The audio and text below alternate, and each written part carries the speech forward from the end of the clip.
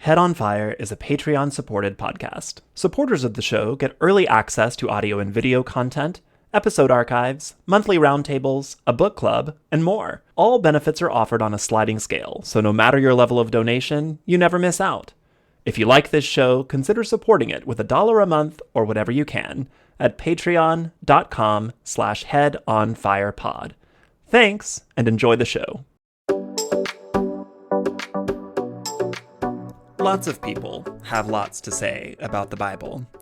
Loads of conspiracy theories exist about it, whether it's conspiracy theories about its creation, or lost books that didn't make the cut, or obscure interpretations seen by a select few as prophecy about our modern world.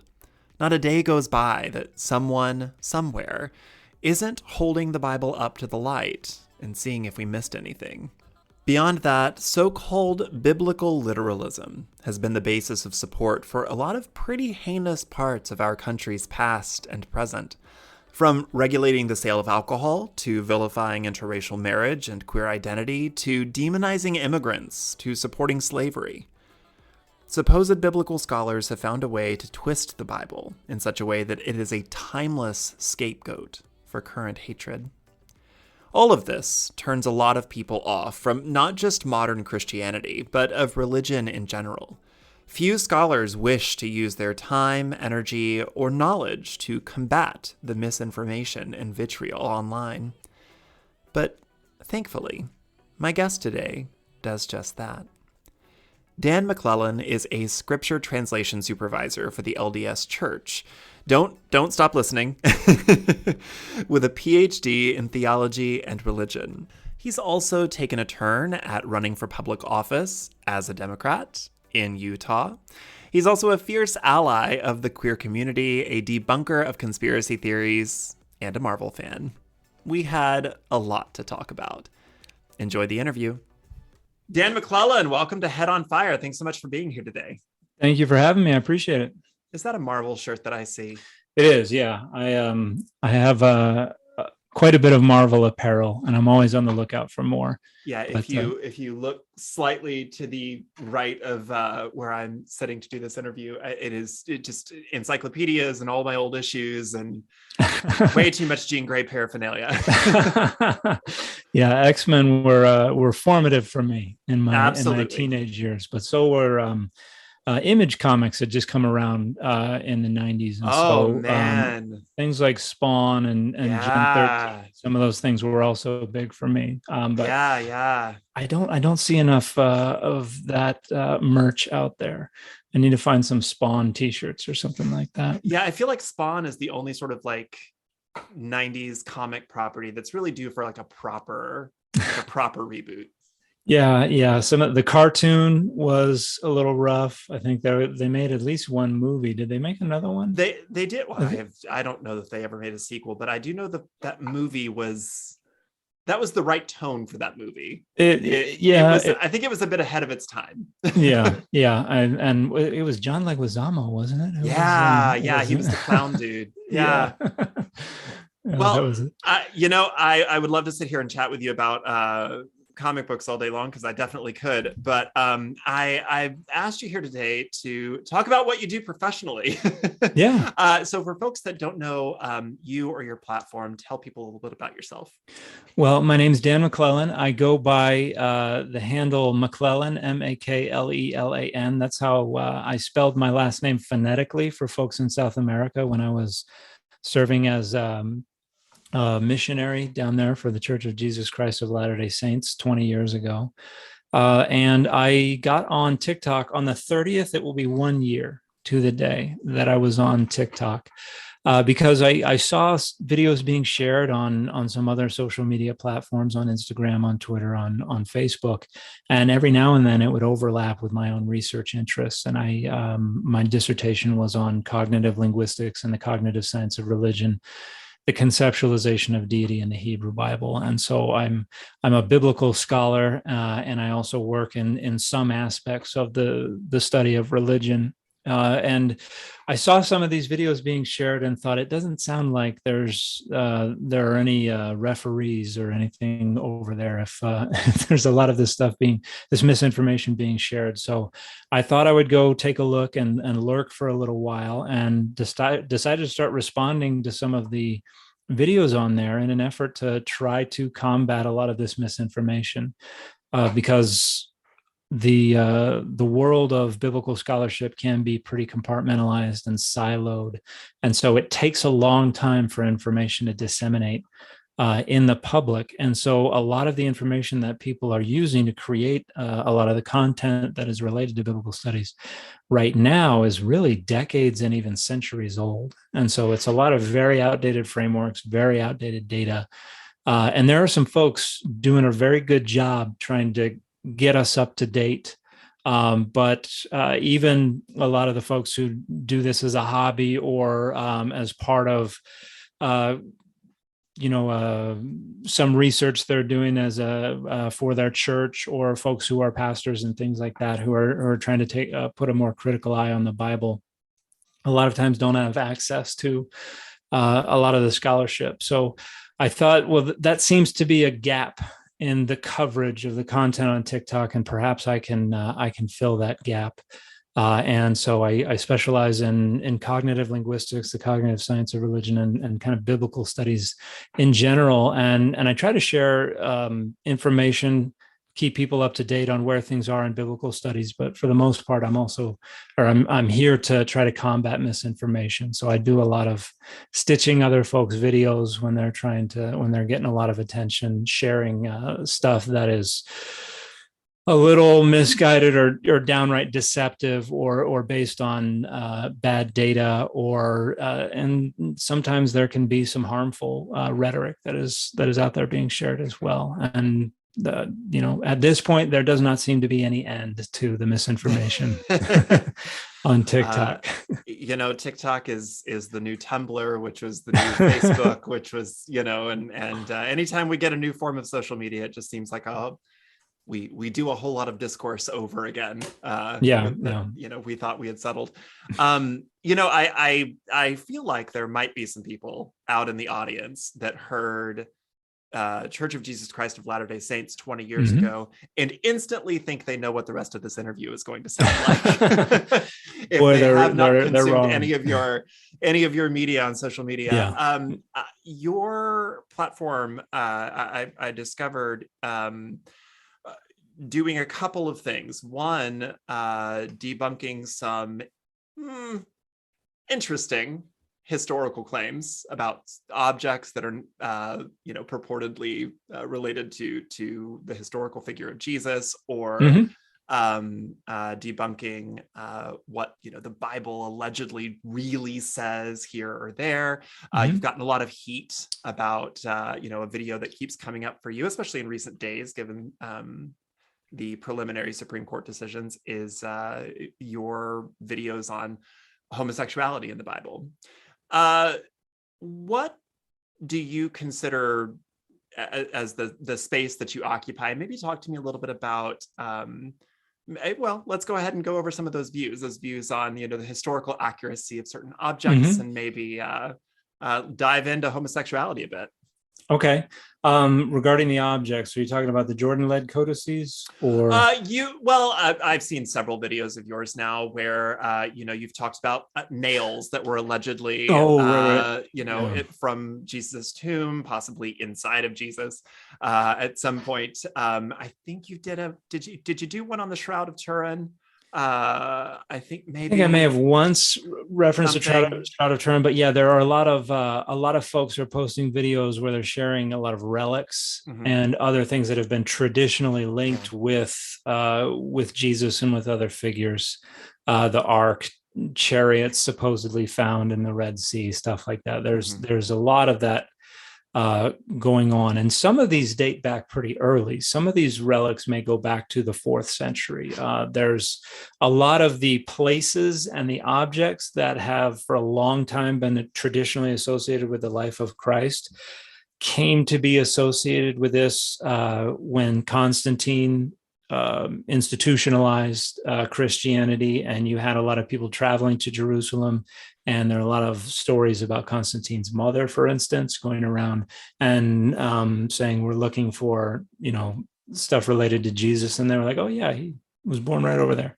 And, and this was his crown of thorns. And that gets then taken back and treated for centuries as this relic that, for a long time, particularly in medieval Christianity, have been thought to have special powers.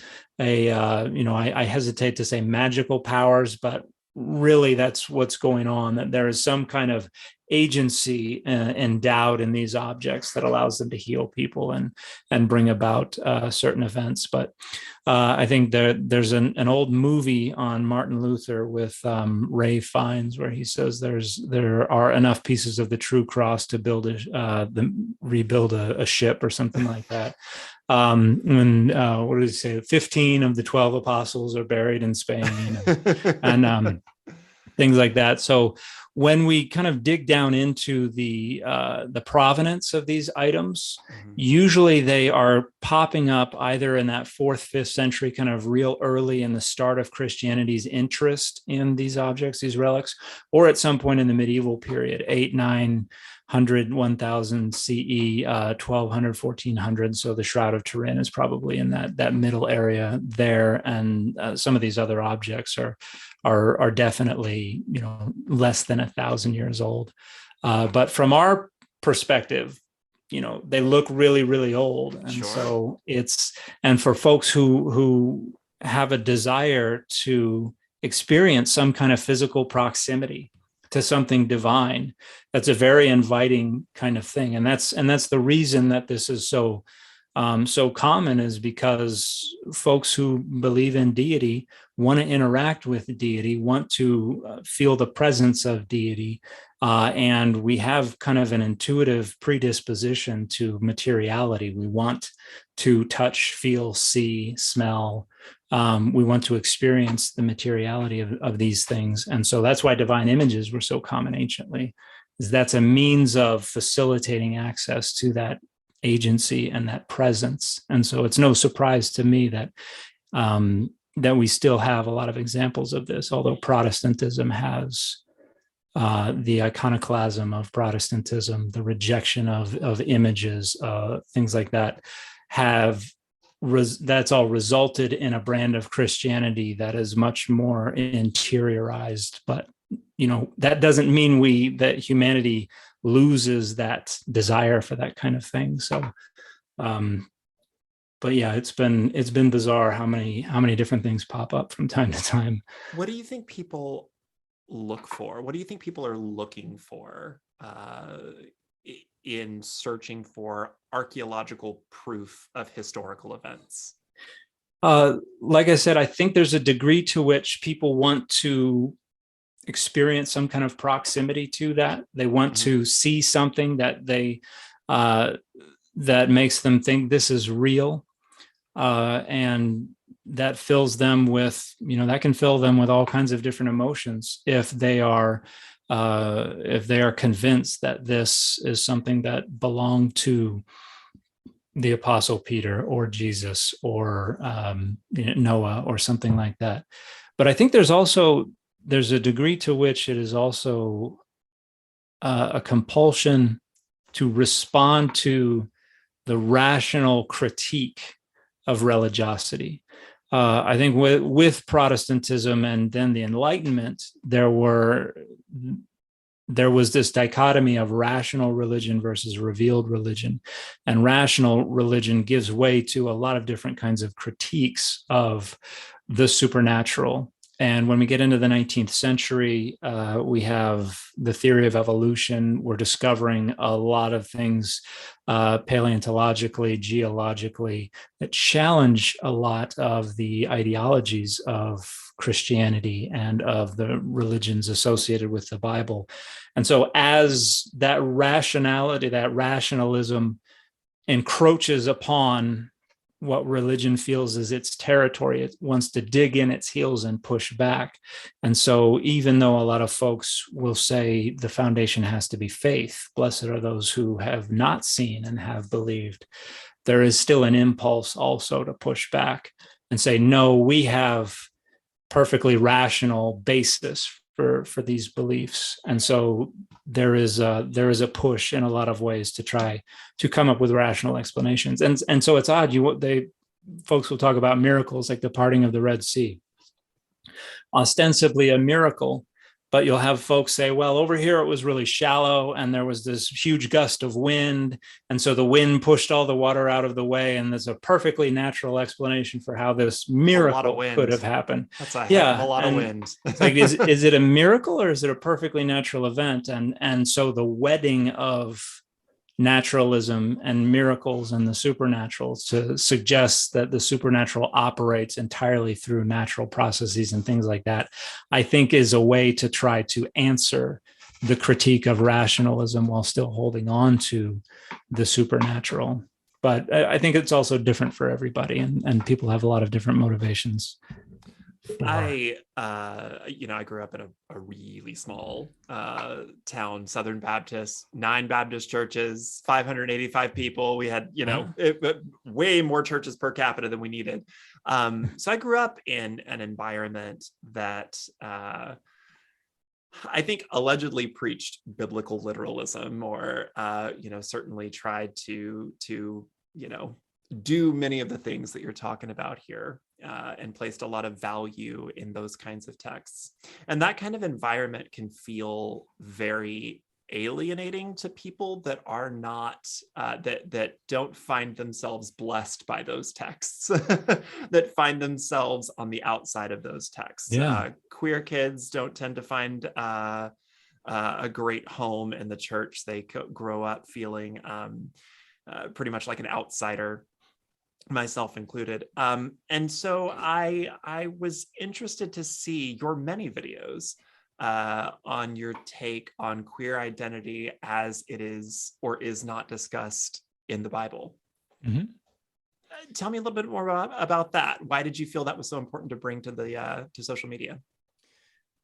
Well, it is something that pops up a lot. When I first got on TikTok, I have my research interests, and they can be broad in some ways and very narrow in other ways. But one of the things that I did was try to find out where a lot of the audience's interests lie, and see if there's overlap with my own research in that, so I can kind of tag the bases that more folks are going to be interested in. And obviously that's something that comes up a lot. It's so important to a lot of traditions, and it is something that is so salient in our national discourse today. And I think there are things that need to be said about the deployment of these texts for these rhetorical purposes. Mm-hmm. And something I try to point out is from my cognitive linguist background, that these texts don't really have any inherent meaning. The meaning is something that we bring to them. We create the meaning in our minds, and that's frequently guided by what we want to get out of the text, what presuppositions we're bringing to the text, what identity politics we're bringing to the text.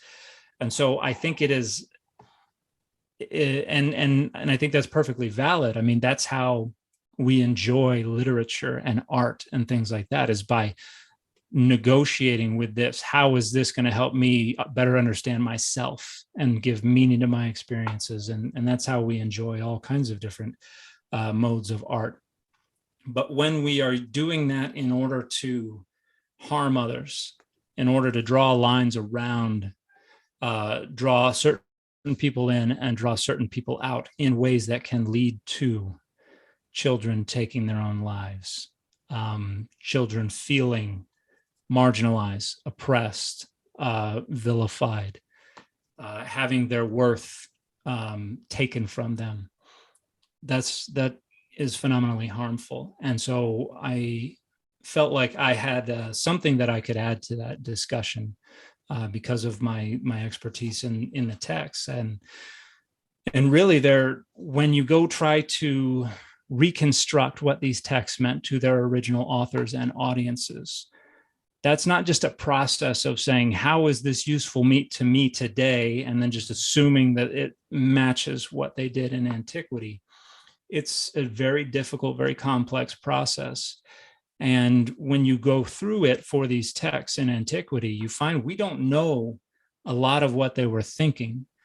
And what we can reconstruct of the conceptual frameworks with which they were working, they're very, very different from what we're thinking today. And so I've made a handful of videos that have touched on these texts and from a few different angles. And I'm working on a more long form YouTube video that will kind of consolidate all my thinking on this. But it's kind of complex. I want to get it right. So it's taking a little longer.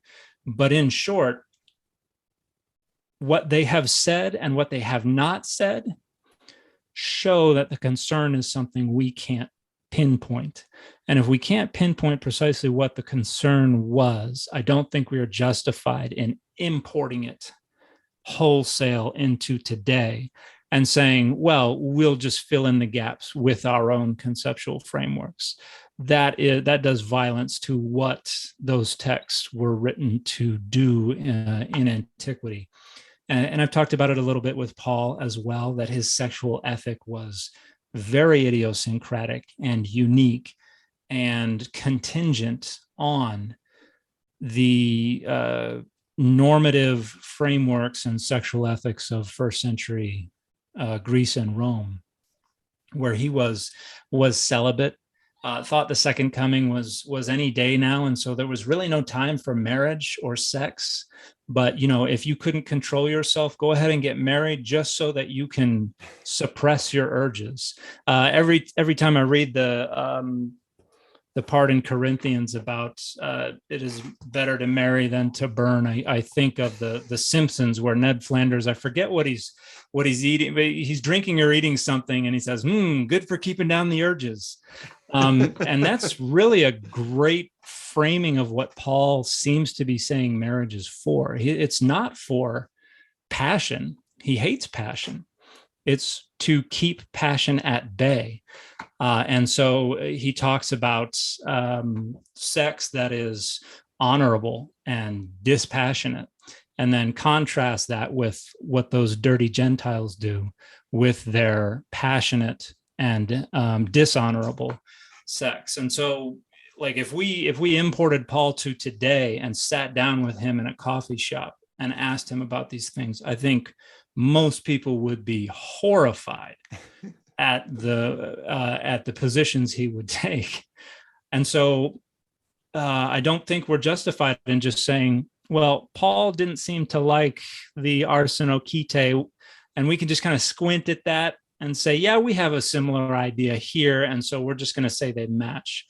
That's not justified. They don't match. And if we want to try to import their values, we can't just arbitrarily pick and choose which aspects of those values we're going to take, and then how we're going to fill out the rest of the picture. That's just arbitrary. That's just engaging in identity politics.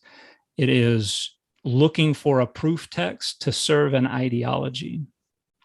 And I think I've commented a number of times about how I don't think there is such a thing as biblical literalism, because the literalists will immediately appeal to figurative, metaphorical, non-literal interpretations if they need to serve their ideologies. The ideologies are the priority. The texts are just the tool.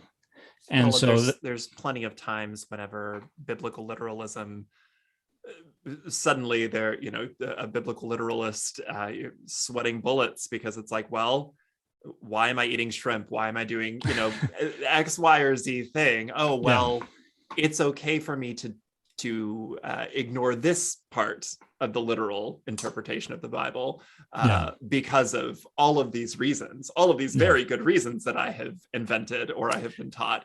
But we must abide very strictly by these other things, right? Because of other arbitrary reasons. And that's why I thought that the video I reposted, I think it was this morning, it might have been yesterday, where I talked about the creation of this division of the Hebrew Bible laws into ceremonial and civic and moral. And they're like, well, we can get rid of the don't wear two fabrics at the same time one, because that was just ceremonial or civic or whatever. But these moral ones, these are eternal. And it's like, well, that's not a biblical principle you're asserting there. That was created centuries later so that we could pick and choose which ones we were going to keep and which ones we were not. It was a rationalization to serve someone's identity politics. And I know I feel bad because I have to sound like a broken record with as much as I talk about identity politics.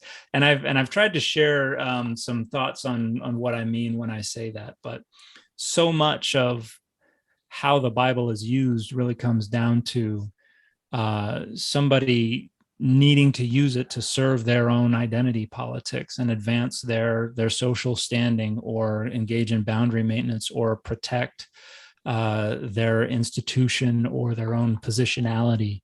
And I think that's what's so important about this process of deconstruction that has become so well known today, is because that's really breaking everything down so you can see the motivations behind this and see what is actually compelling being good, cooperation, love, advancing our community, and what is being compelled by money or by power or identity politics. And so to the degree that deconstruction helps people parse those things apart, I think it is phenomenally important and phenomenally helpful. So I feel bad that it gets a bad rap for a lot of folks, but they're engaged in those identity politics and are too deep in it to see beyond it, I think.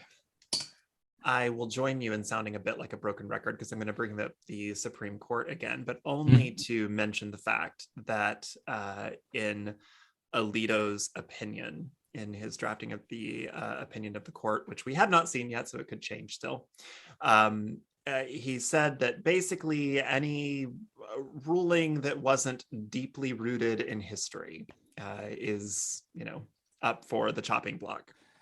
Yeah. And what's interesting about that, about the idea of something being deeply rooted in history, is that if we go by that standard, we've seen that the Constitution is not nearly as old as the Bible. It's a few hundred years old, but who was a person back then and who is a person now? Who was 3/5 of a person then and who's 3/5 of a person now? Who could own land? Who could vote? Who could all of those things? They have all changed wildly in the last few hundred years. What words meant have wildly changed. The word literally no longer means something that actually verifiably happened. It means enthusiasm or something. So I find it interesting in a discussion of translation and of objectively studying a text that's not just a couple of hundred years old, we're talking thousands of years old, and trying to glean how to live a life from that text. I'm curious, and I don't want to get into your personal faith because I don't know that that's truly relevant here. I'm curious about how you objectively understand books like the Bible and other spiritual texts. How do you view them? What do you think they are for us today? Are they books of inspiration? Are they, indelible instructions for the universe?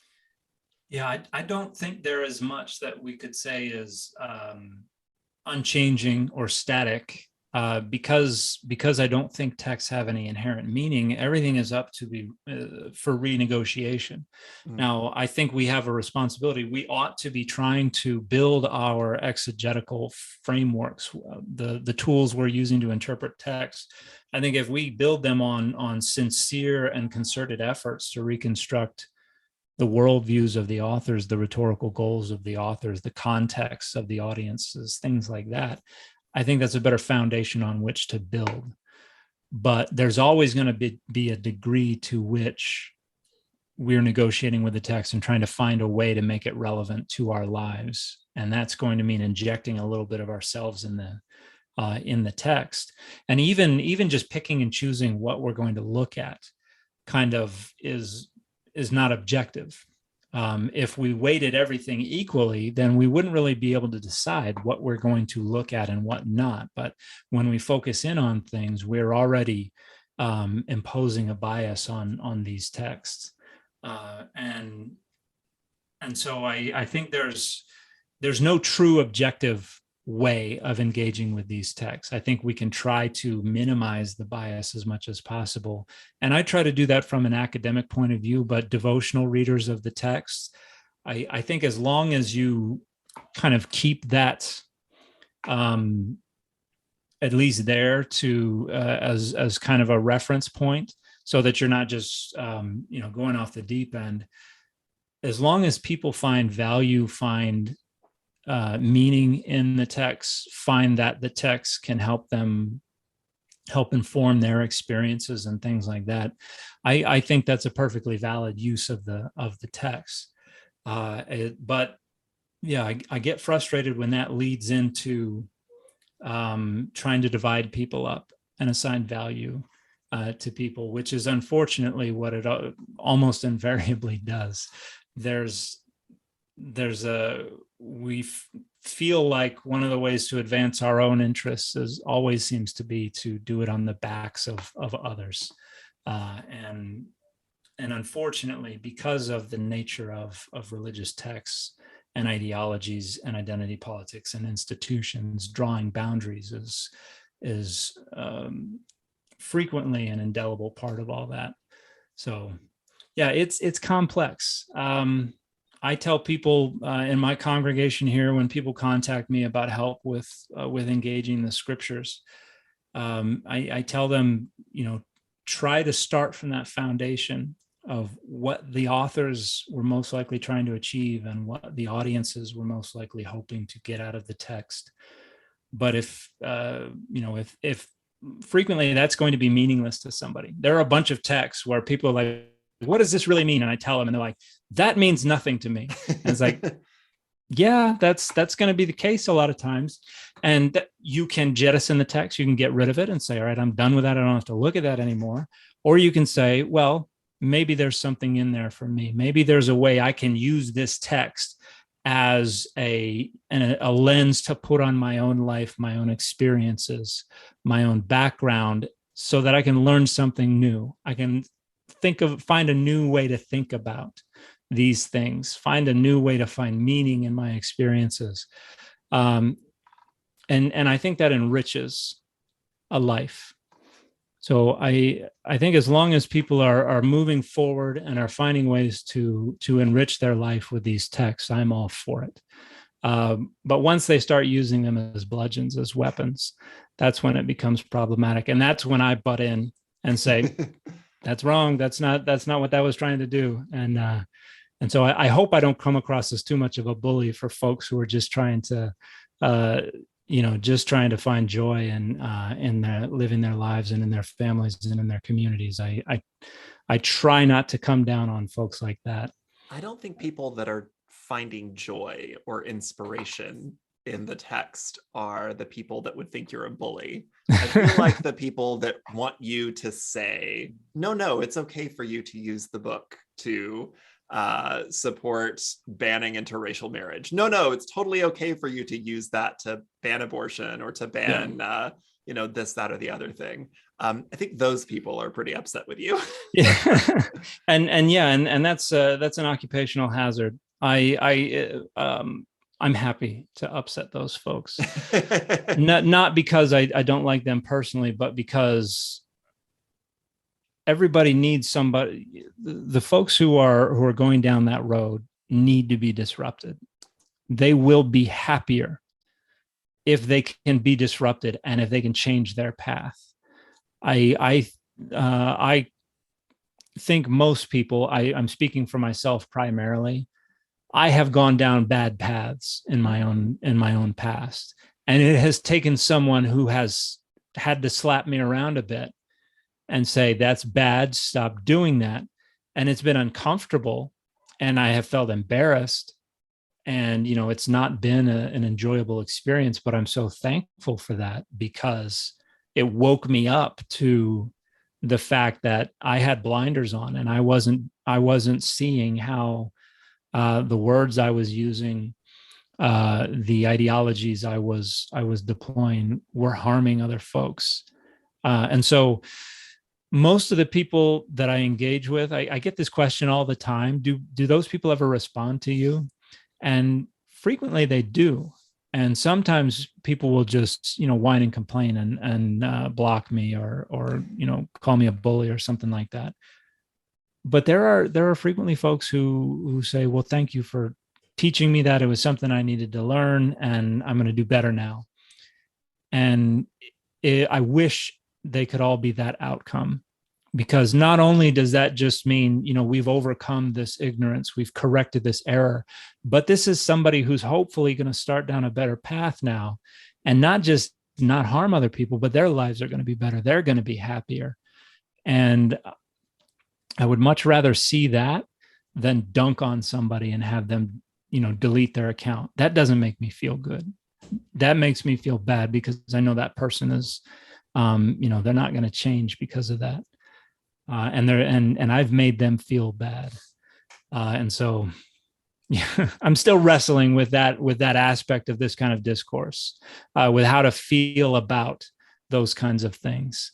But when people are like, oh, this is so amazing, look at what these, evil Catholics did, this conspiracy theory, or, kind of blithely appealing to anti-Semitic rhetoric, like, that doesn't, it's just a blind spot. They're not bad people, I don't think, for the most part. Sometimes they can be pretty awful people, but for the most part, it's a blind spot. And if I've got to rhetorically slap them down, it's because I want them to change, and not because I want to score rhetorical points, or I want more views or followers or anything like that. So, I think I'm still wrestling with that aspect of engaging people on TikTok. It's been interesting. I've gotten to know a lot more perspectives than I ever have before. I've run for office here at home twice for the state legislature here in Utah. I've knocked on a lot of doors. I've talked with a lot of people, but this is a different kind of engagement, and I'm still learning from it. I'm learning about myself from it as well. So. Yeah, nobody's ever pulled this out of me so far on any of these podcast interviews. I have a habit of doing that. Yeah. I have occupied a similar position as you in spiritual circles, online, offline, in discussing frauds and scammers, and objectively looking at different kinds of spiritual claims and what is actually going on here. Because I think that it's important to look at things objectively, critically, so that you understand what's actually going on there. That way, that if you want to continue believing in something, or if you want to engage in, certain spiritual acts or rituals or things like that, that you're doing so from a place of faith, and that's still perfectly valid and fair and good and great. But that that's what you're doing, and you can sort of objectively separate the bunk claim from still the beautiful act of faith that you can still engage in. Do you resonate with that? Do you resonate with sort of the idea that you can engage in certain things to fulfill that sort of act of faith, that place of faith, while also understanding maybe objectively that the thing that we're saying is happening maybe isn't the thing that's happening? I think there's a whole spectrum of ways we do that, and some of it I think could be construed as harmful, and I think there's some of it that's not harmful. And there are a lot of folks who seem to be under the impression that the best life is one that is lived 100% rationally, or something like that, and that's just not a possibility. It's not as fun. It's not as fun. It's not even human. I mean, we are designed to experience the world in a lot of different ways, and much of it is not entirely rational. And so, yeah, I don't agree with folks who think that if it's not rational, then it's unethical, immoral, not good, something like that. And there are a bunch of people who, the majority of people who have experienced what we label religion throughout human history were probably operating in that gray area where they were experiencing something and maybe they didn't buy into it entirely. Maybe they rejected it entirely. Maybe they just weren't sure and decided they were going to go along and see if the thing could be found in the experiencing of it. I think that's probably the majority of folks who have engaged in what we label religion throughout human history, because the data, the research into religious experience and ritual and community and all these things would tell you that people are motivated not just by truth claims, not even primarily by truth claims, but by the experience of community and the good feelings that brings and the unity that can foster, and all different ways that those experiences bring people together and also allow people to curate their social identities and their social standing. And, some of it's constructive, some of it's destructive. Some people manipulate it, some people take advantage of it. But yeah, I would rather folks enjoy that, even if they don't buy into it 100%, than people go around all day, every day saying, no, that's not rational. You're not allowed to do that. That's, I feel like sometimes there are some famous, popularizers of science who can sometimes come across that way. Neil deGrasse Tyson. Well, that's one of the main folks. Kind of takes the joy out of things. Sucked the joy out of that full moon the other. Just sucked the joy right out of that.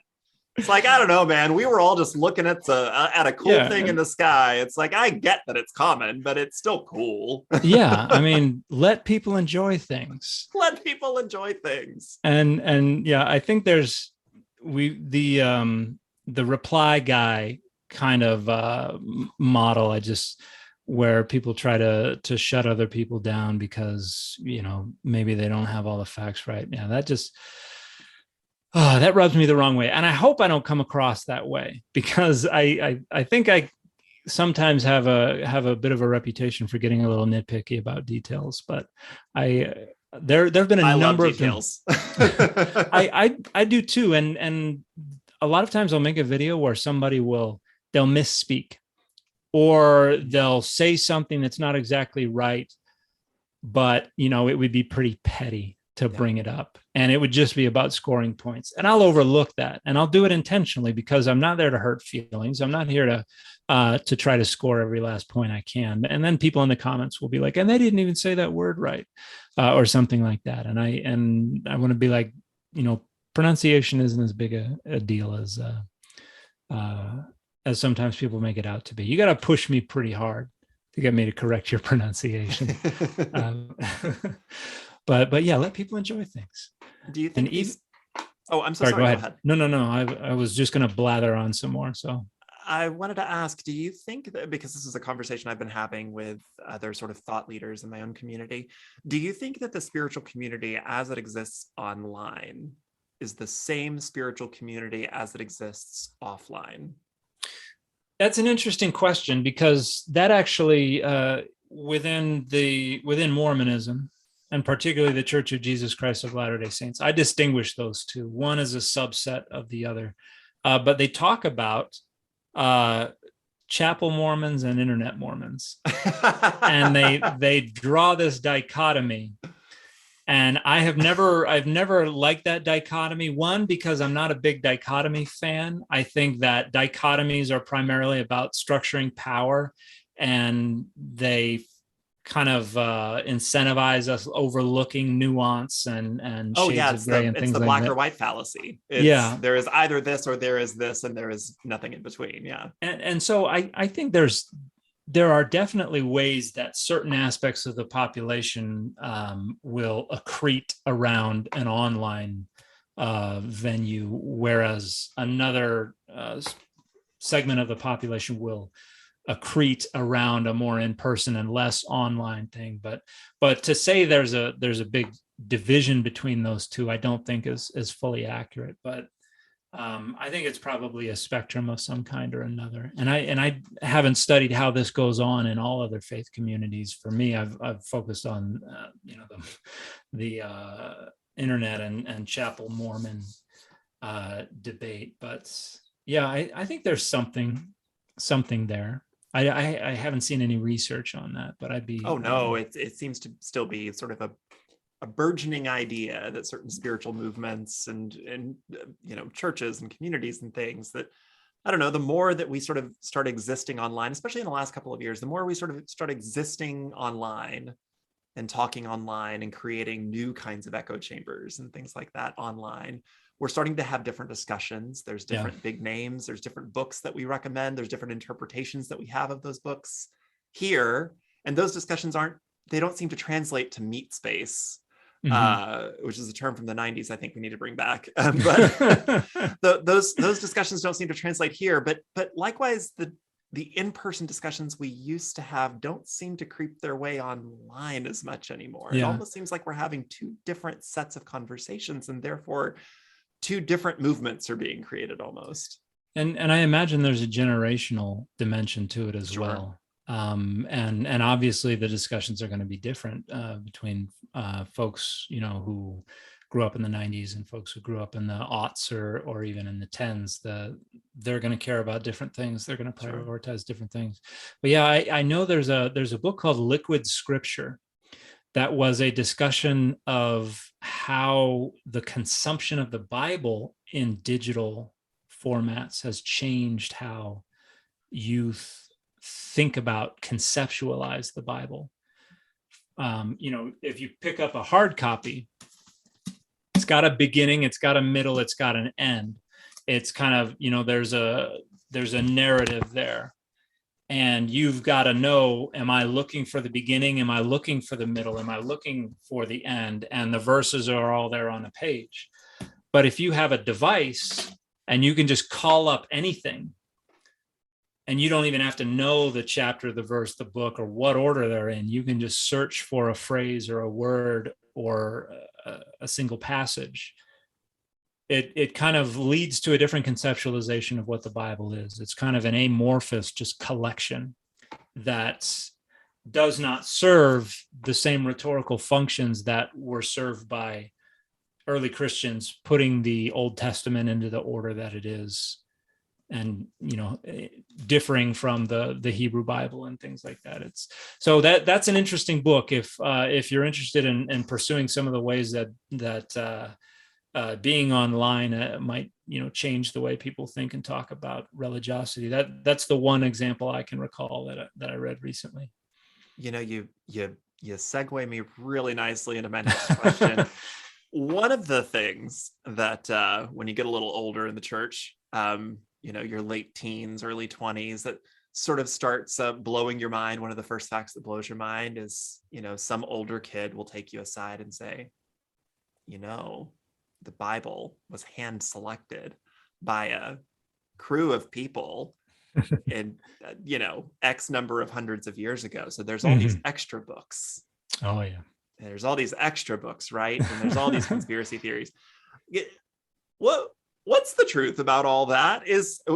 Was there an Avengers of the church that was cobbling together what we know as the Bible? Are there all of these extra books around? What do those books mean? What does it mean to have extra books? And I think there's a kernel of truth to a lot of that, but it's also so much more complex, and I think so much more interesting. So the way that people deploy that fact, however, whatever the proximity to the actual fact, usually is, I think, misleading. For the most part, the Hebrew Bible, yes, before the first century CE, the Hebrew Bible included, well, there was no Hebrew Bible. No one referred to a Bible until after the first century CE. You had the scriptures. That's the Greek word. They were, the books, the scrolls in Hebrew, but there was a large collection of them. A number of them were considered authoritative, but there was no formal official line that was drawn around a certain collection of books. So you had kind of a spectrum.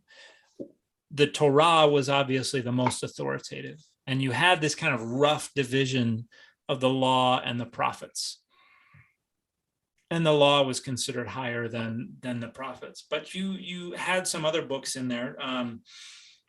At Qumran, we have Enoch was a very important book from the Hellenistic period, and that grew and accumulated more and more chapters over the centuries. And you had Jubilees, and you had a bunch of texts where they took earlier texts and rewrote them or revised them. Some of those end up, like the Genesis Apocryphon at Qumran. Some of them end up as the Targumim, the Aramaic translations. And it's around the first century that you start to see folks saying, we're dividing this collection. These are the authoritative ones. These are not. And it's more or less what we see in the Hebrew Bible today. The main, let's see, what were the two? Ecclesiastes and the Song of Solomon, I believe, were the two books that got mentioned the most as being kind of debated. And it's very interesting. In the first century, the debate is about whether or not they defiled the hands. And these were folks who were sincerely trying to figure out what books should have authority in our community and what books should not. And it wasn't about trying to manipulate people. It wasn't about getting rid of dangerous things as much as it was about needing an answer and needing to find out where to draw the line. And that's with the Hebrew Bible. When you get into Christianity, you have this explosion of text, late first century into the second century, and you have a lot of Gnostic texts. This was kind of the main competitor of what you might call Orthodox Christianity in the second century. The Gnostics, which were kind of combining this Neoplatonic conception of the creation of the universe and of the heavens with Christian scripture. And so you have the demiurge, and you have, which is this evil god that they equated with Adonai in the Hebrew Bible. And Jesus was bringing this higher knowledge and this light and this escape from the material world. And so you have a lot of those texts that became very popular. And you had a lot of the other texts that became canonical. Probably by the mid-second century, you have most of the texts that we now consider canonical, but you also had a few extra. The Shepherd of Hermas, the Epistle of Barnabas, and the Didache or the Didache. Those three, if there were any books that people always ask me what should have been included in the Bible, but wasn't. I would say for the New Testament, those three were the closest to texts that should have been included, but ultimately were left out. And you have these all circulated independently. And so different communities just had their books that they liked to read. And in the 3rd and 4th century CE, you get the same thing within Christianity. We need to draw a line around these books. And the question that they asked was, what are the congregations reading? What are considered authoritative by the churches? And you had a lot of the leadership that was trying to combat the influence of Gnostics. So, when they were deemed heretical, the books would be banned. Some of them would be burned. Some people were probably executed at one point or another by different leaders at various levels in the ecclesiastical order. But around the 4th century, the books kind of start to get sifted out. And by the time that they are going around and asking everybody, we're going to make a formal decision, we want to know what books are being used, you more or less have the New Testament as it's found today. And there are a lot of theories about, Athanasius was the only one who wanted the Book of Revelation in there because he thought it talked about him or something like that. I've never seen any data that support that conclusion. These were, for the most part, well-meaning people who were, lived in a problematic world where they were structuring power in ways that we would not find acceptable anymore. But they were trying to do what they thought was best for their community. And so there are a lot of conspiracy theories. Constantine did it at Nicaea or on his own, or the Vatican got rid of all these books in 1684 or some other made up year. And most of those are just attributing motivations to the individuals who have been linked with some of these changes. And there is no factual basis for the attribution of those motivations. It's people trying to figure out what's going to work the best for our community, what texts are most likely to be inspired by God. And they kind of retrofitted the criteria that they came up with. Some people say that, there are a list of criteria, but that was kind of retconned a little bit. They basically said, these are all the books that the most people seem to be using. And they said, great, those are the books we'll consider authoritative. And then they rationalized why it should be these and not all these others that got left out. And so it was kind of a messy, complex process that was not nearly as sinister or organized or deceptive as a lot of people want to think. But yeah, I think we have access to a lot of these books now that were left out, that were considered authoritative for a long, long time. And I think it helps us better understand, gives us a broader view of what early Judaism and early Christianity was like when these books were in circulation and were popular, because they frequently tell very different stories about early Judaism and early Christianity. And some of them are very, very weird. Speaking of telling different stories and conspiracy theories, you work in translation. Mm-hmm. And every now and then some new conspiracy theory runs rampant online or in some documentary somewhere, or certainly on the History Channel, telling, oh gosh, there's this translation we've been getting all wrong this whole time. And actually, Jesus had 7 legs, or, somebody breathed fire, or who knows.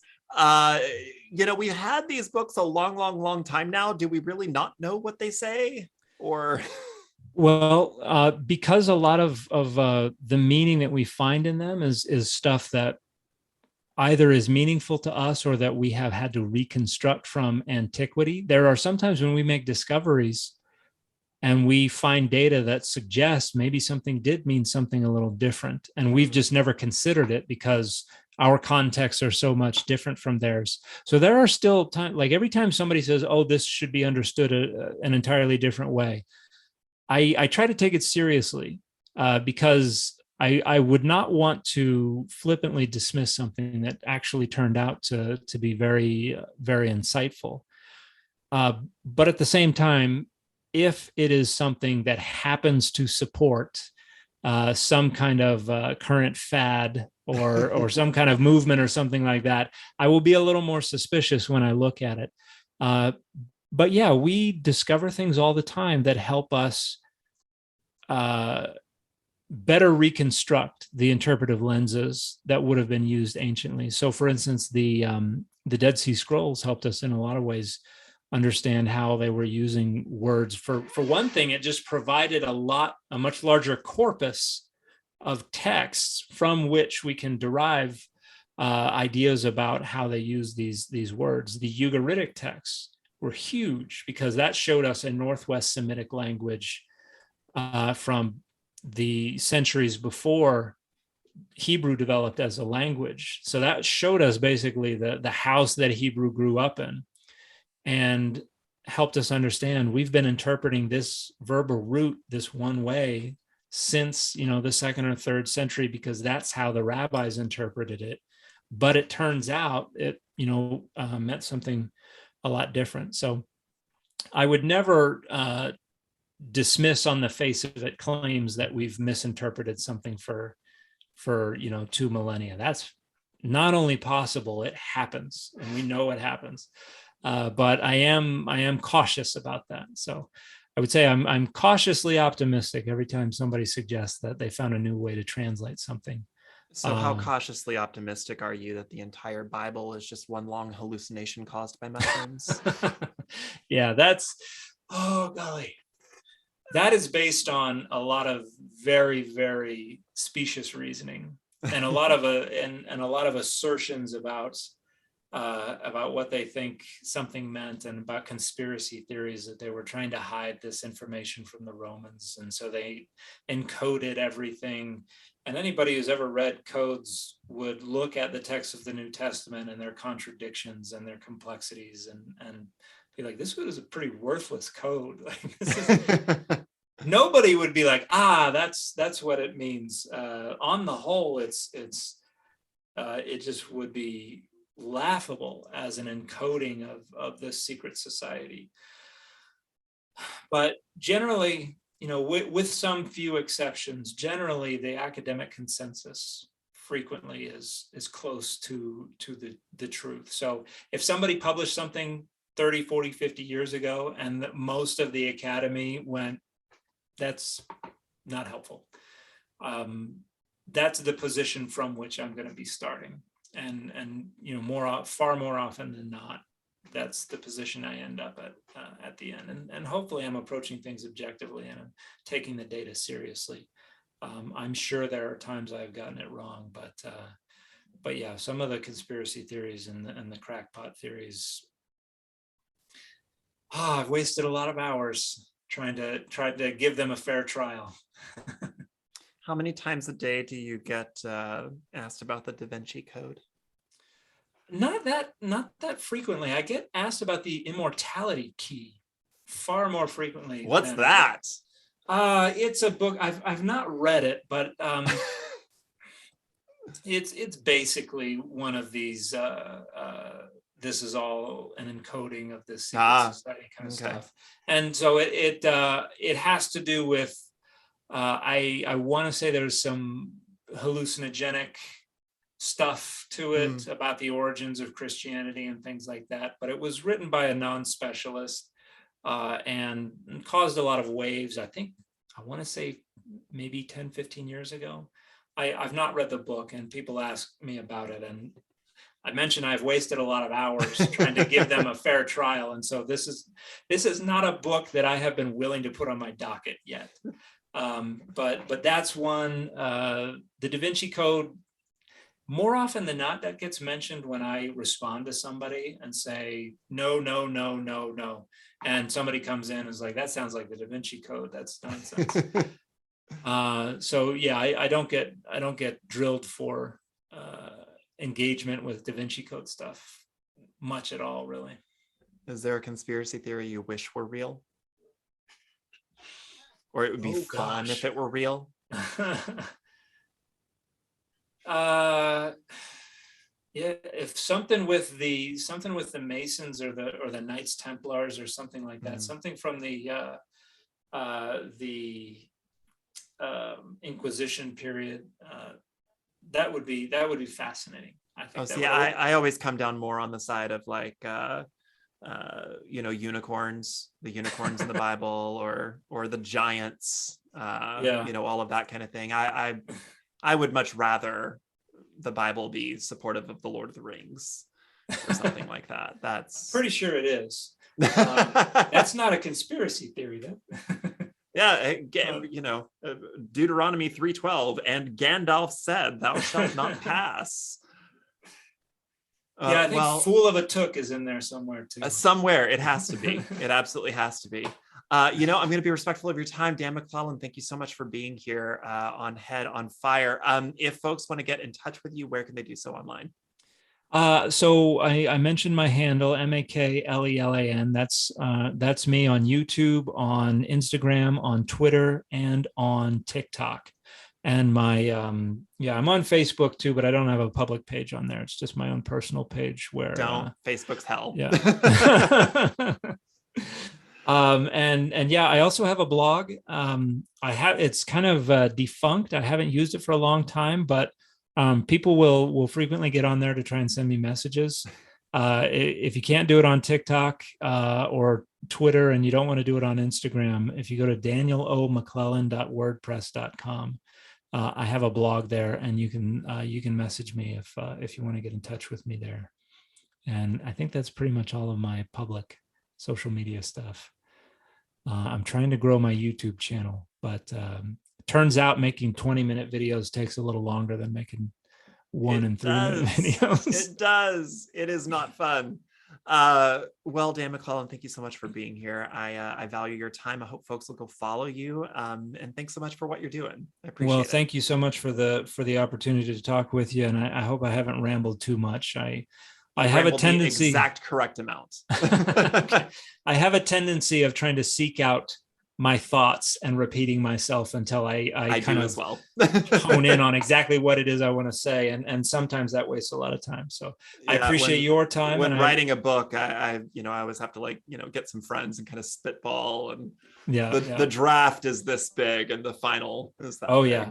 Yeah. My dissertation was almost 1,000 pages at one point, and I got it down to I think like 530 or something like that. But what a sacrifice. It was fun though. I enjoyed every minute of it. Well, thank you for your time and for the opportunity to talk with you and the really thoughtful questions. I appreciate it. Well, folks, that's going to do it here for this episode of Head on Fire. My eternal gratitude to my guest, Dan McClellan. I really hope that this interview gave you some hope about the kinds of conversations that are happening out there, the kinds of voices that we have speaking up and speaking out about important issues, and doing so from an informed place, from within certain communities. I know that when I found Dan's platform, I was just overjoyed to have a voice like that speaking up and using his platform to do so much good. So thank you so much, Dan, for being on the show. I hope that you all do go follow him. If you like this show and you want to support it, there are a number of ways to help. Share it with your friends on social media. You can also like or rate the show 5 stars on places like Apple Podcasts or Spotify. And while you're there, leave a review. Even if it's just a few emojis, reviews really help the show be recommended to other listeners like you. If you've got a little jingle in your pocket, you can help keep the show free and producing regularly by joining my Patreon on a monthly basis. Patrons receive additional audio and video content, as well as archived episodes, a private Discord server, and a monthly book club. This month, we're reading Bad Gays. Sign up at patreon.com/headonfirepod. If you want to connect with me on social media, I'm pretty much at headonfirepod everywhere. Thanks so much for tuning in. And remember, the Bible is not a mass hallucination brought on by mushrooms. Happy Pride Month, everybody.